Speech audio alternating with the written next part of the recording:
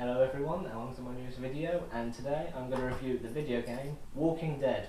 Not Survival Instincts Walking Dead, I'm going to review the Telltale Games one, which is like a little point and click adventure explorer one, and it is amazing. Okay, it is amazing. Okay, so for those who don't know about the game, it's like I said, a little point and click adventure thing. You just wander around, pick stuff up, pretty much quick time events every second. And then you've got to have conversation. Pretty much it's very dialogue, pretty much all dialogue based. And you gotta get people to like you or hate you depending on what you want to do. And then the story just evolves and changes. It's 5 episodes.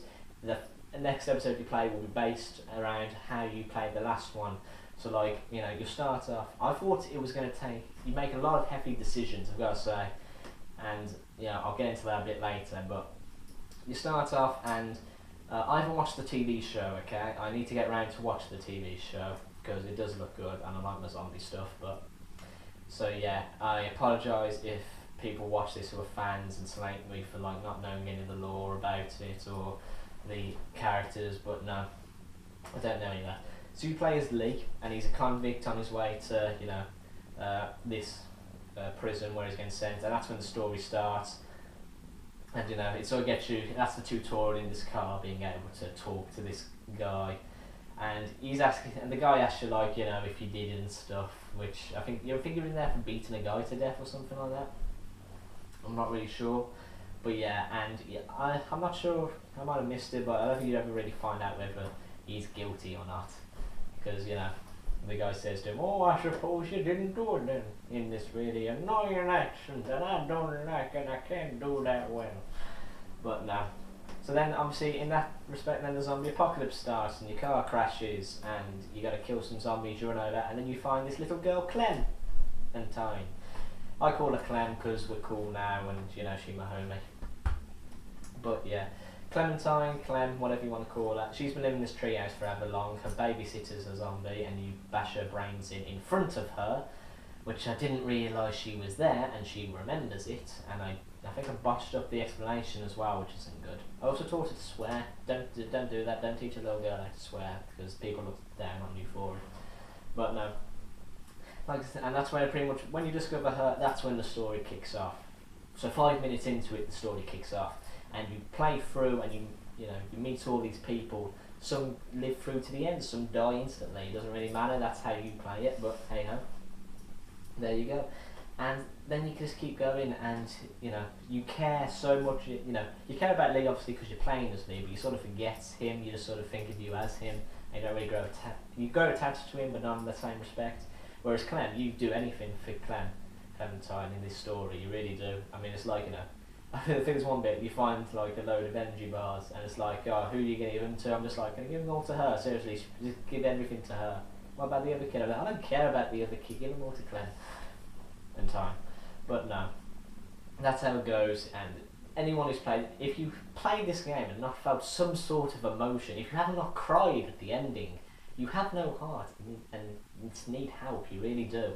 I didn't buy this game originally. I know some people who bought it and told me it was amazing, and they told me the same thing. If I get to the end and don't cry, I'm heartless and horrible. Well, I got to the end, and I'm not ashamed to say I cried.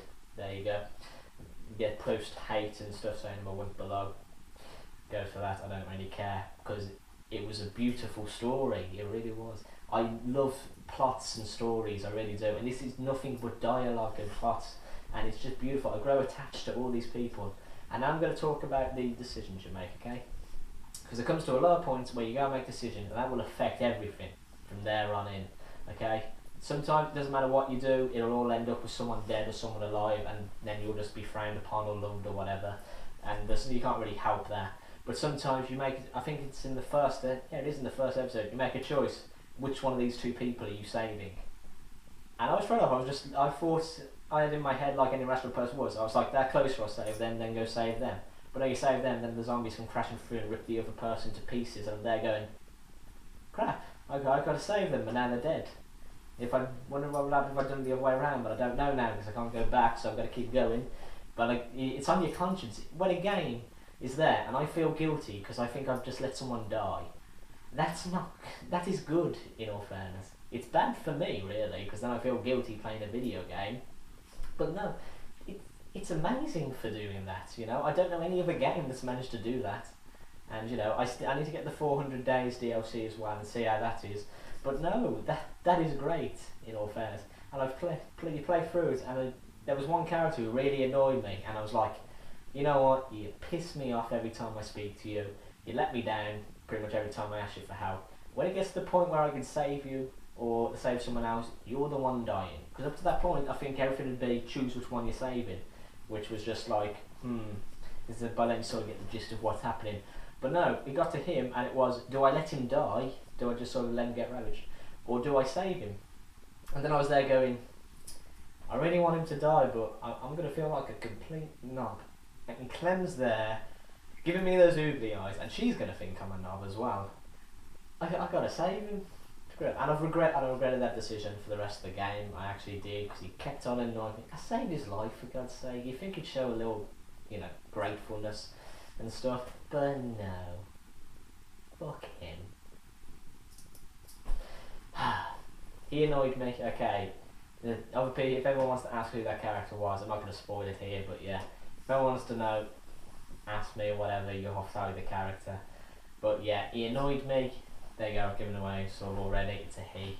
The girl characters, they didn't annoy me as much. I think one of them annoyed me at one point, but I didn't care too much. So hey ho. And yeah, like I said, and there's other characters where it's just like, I'm going to talk about Kenny. Okay, you meet him in the first act, and first episode, and he goes through it all with you if you allow him. I did, but he has a go at you a lot. If you play through it how I did anyway, he had a go at me a lot, and that pissed me off because he was like, oh, what have you done for me? And I'm like, well, I've saved you, your wife and your kid about 50 times in the past hour of gameplay, so I think you owe me just going to me to go get a battery. So, you know, and it's just like, he has a go at you a lot, and then he comes to another bit and it's like, oh, you know, you didn't help me then. I was like, no, but I helped you, and I saved your life and your wife's life and your kid's life a lot. He's a dick. He was a dick, and I'm just like, I've sided with you at every point. Why are you such an arse to me? I didn't understand it, and I haven't played through it again. If I play through it again, I might just see if I can hack it into the bash brains onto sidewalk option, because he annoyed me a lot at those points, and it might be, you know, less of a burden without him. And there's other characters you meet who are just like, they're only in it for a bit, like Chuck, who you meet in, I think it's episode 3. I think it's 3, yeah. 3 or 4 anyway. I think it's 3. Yeah. No, is it? Yeah, 3, whatever, I don't care. 3, 4, don't care, whatever. And in that, you only met him for like, I think, so long, but you love him when he's there. Well, yeah, you meet, yeah, okay, end of 3 and beginning of 4, that's when he's in it, after that he sort of disappears. But no, when he's in it, and you're sort of like, oh cool, I found another friend, and he leaves, you're like, oh, I miss that guy. I'm not sure if there's a way you can keep him, because like I said, I played through it one way, and that's the good point. There's so many ways of playing this, and at the end it tells you like, you and this many % of other people, if you're online obviously, who played the game chose these options. And then, because then you go through these hard decisions thinking, that was a hard decision, I wonder who else made it. 40%, oh okay, that's how many people made this decision. So that's what it's like. And yeah, so if you want an emotional story, which is great, Telltale Games, I don't know the company very well, but they're amazing for bringing you this. The art style of the game as well was good. I know some people don't like it, they wanted more graphics and it to be more, you know, high def, fancy crap. But no, what I got, I liked, and I played through it and I loved it. And for this, I've got to give it pretty much a solid 10 out of 10 from me. There was nothing I didn't like.